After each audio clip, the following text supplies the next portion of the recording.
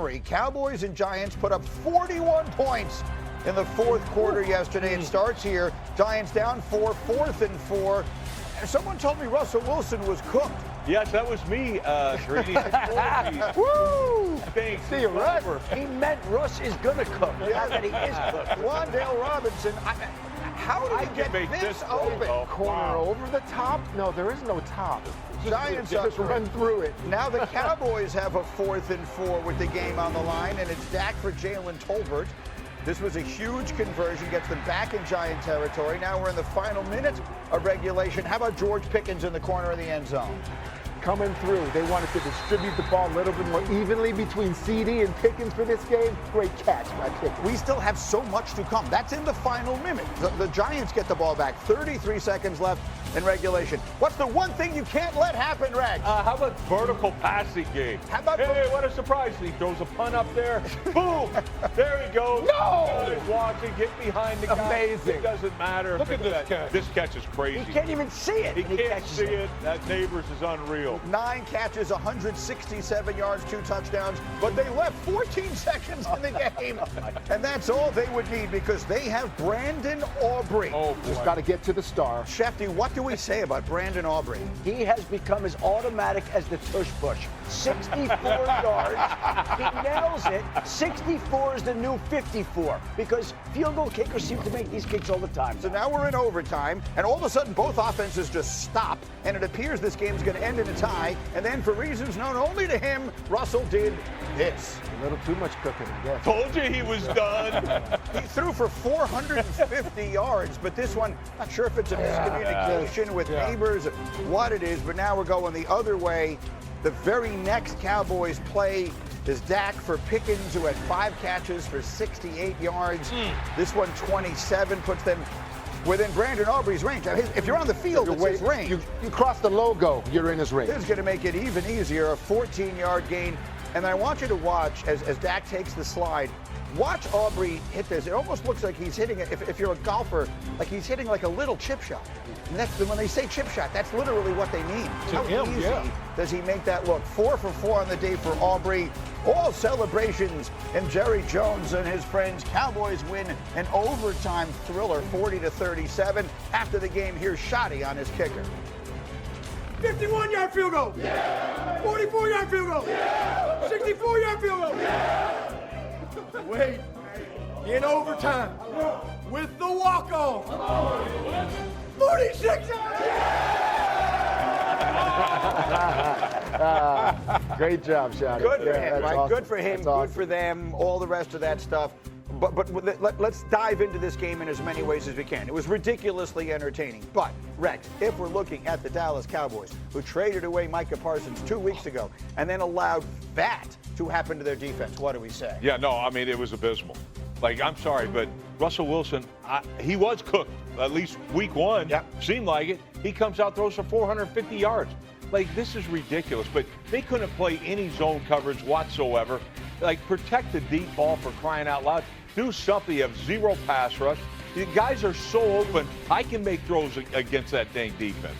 So, to me, Dallas has got, I mean, they can't play defense. And Matt Eberflus or whatever, dude, this just in. Malik Neighbors pretty damn good. Maybe we should at least have somebody, challenge him at the line of scrimmage and play somebody over top of instead of just letting them free release and run through our damn defense. You can't play zone. You can't play anything. 2 defenses here.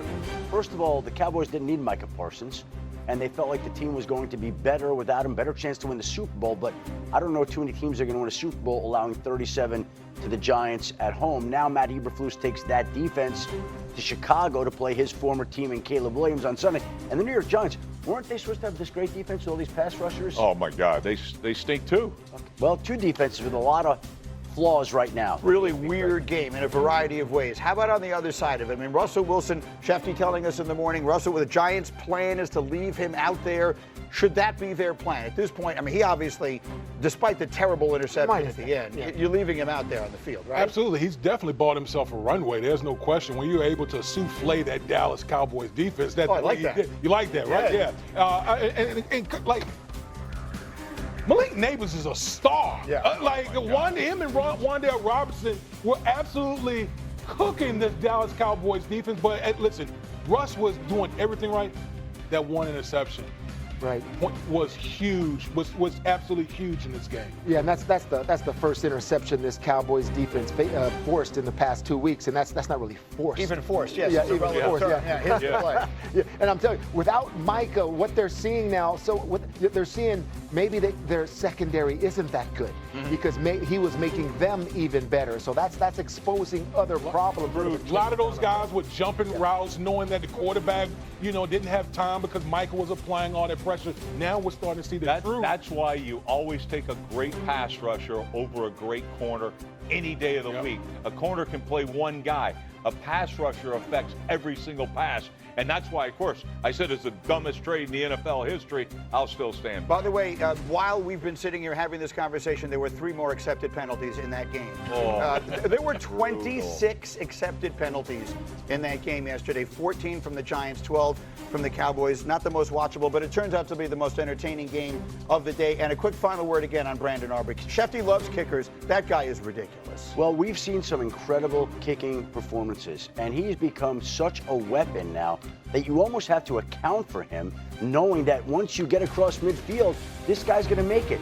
He became the first kicker ever to send a game to overtime on the last play from 64 yards, then win it on the final play in overtime. He is unbelievable, and he makes it look, to your point, so effortless. Yeah, I haven't heard of a defense altering their plan because of a kicker. And this would be very, very new because you're not, so you play a certain way in a 2-minute situation, but you're not going to play more aggressive. If you play more aggressive because of the kicker and you're on the logo, then you can hit it deep. This guy is, if he creeps into the minds of how you play defense, that's how valuable this guy is. The fact they willingly settled for a 64-yarder at the end of regular. They weren't trying to gain more yards. 64 yards is in, and does not find that excruciating to watch when they line up in that. I don't know why they didn't get rid of it. So that's one of the 2 huge stories of the day, is the Chiefs starting out 0-2. Shefty, maybe the bigger one comes from Cincinnati. Well, listen, the Chiefs are 0-2, but they might be in a position that is even better than the Cincinnati Bengals, who oddly enough are 2-0 for the first time since 2018 and have lost their quarterback. Now, we don't know exactly how long he's going to be out, but he's going to be out, and there's the real possibility that it's going to be an extended period, possibly even for the season. They're still going over the images of his MRI. They're still looking at the turf toe injury he suffered yesterday. But if he needs surgery, and that's certainly a real possibility, if that happens, he will be out a minimum of 3 months. So we are now on September 15th. 3 months from now will be December 15th. That puts us at the end of the season. Who knows whether they would be alive in the chase for a playoff spot if Joe Burrow is out until December 15th. And you hate to see any quarterbacks go down, but Joe Burrow has taken a beating throughout his entire career. There are a litany of injuries that he's had to fight through from the moment he was drafted. In 2020, it was all the knee injuries when he was getting hammered in the pocket. There was the right wrist injury in 2023. Now there's the turf toe with the full extent of the damage, and the time is still to be determined. And every football player, I was watching the game with all of you guys after Countdown yesterday, every one of them said turf toe is the worst named injury in the world because it makes it sound like nothing, but it's actually an incredibly severe, painful, and significant injury, and it could cost the Bengals and their quarterback the season. Rex, what's your first takeaway? Yeah, look, I've seen careers ended on turf toe. All right, Bart Scott, Jonathan Ogden, who's only a first ballot Hall of Famer. Right. This thing it's no joke, especially when you're a quarterback and things. But I think there's a bigger problem here. I think the problem is you've got these weapons and all that. That's great. How about we prioritize protecting our quarterback?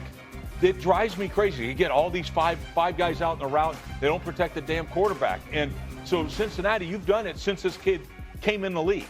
All right, we get it. He's a phenomenal talent. Let's go protection first with this guy. You've got 2 great edge guys. How many damn wideouts you need out there? So to me, they got to take a deep dive at themselves and say, we're going nowhere without this quarterback.